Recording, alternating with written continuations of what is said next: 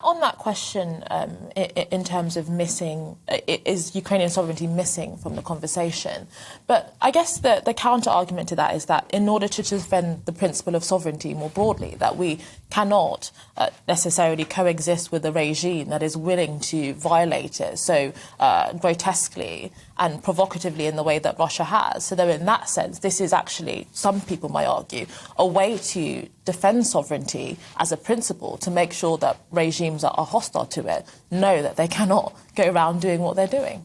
Yeah, but I'm not sure that the West is that interested in Ukrainian sovereignty. You know, it's promised NATO and EU membership for years, never delivered it. Doors always been shut.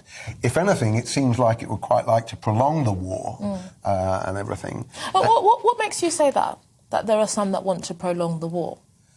Well, because, you know, it doesn't know whether it's coming or going. You know, it would like to wear down the Russian forces, and you know, it completely exaggerates just how defeated Putin is. I hate Putin, and I hate the whole oligarchy. That's one thing. To imagine that, you know, everything's going swimmingly, as more and more defence correspondents and experts say, is quite wrong. It's very dangerous, the situation. But isn't it Russia, Putin's regime, that has fundamentally been the one that has escalated this to such a huge extent? Yes, that's one thing. But to cripple Russia, as the question but is that not a consequence of the grotesque and unjustified and unprovoked war of aggression? Well, you know, you've got to make sure that Ukraine comes out of this on top, and that Ukraine wins, right? If you want to embark on a whole, you know, in a different period, Operation Barbarossa without Adolf, but with China and India in the whole thing. And you believe you can get away with that with Biden and Boris and Macron. But isn't it bigger than them? Isn't it bigger than them? Isn't it preventing this for future generations or future leaders?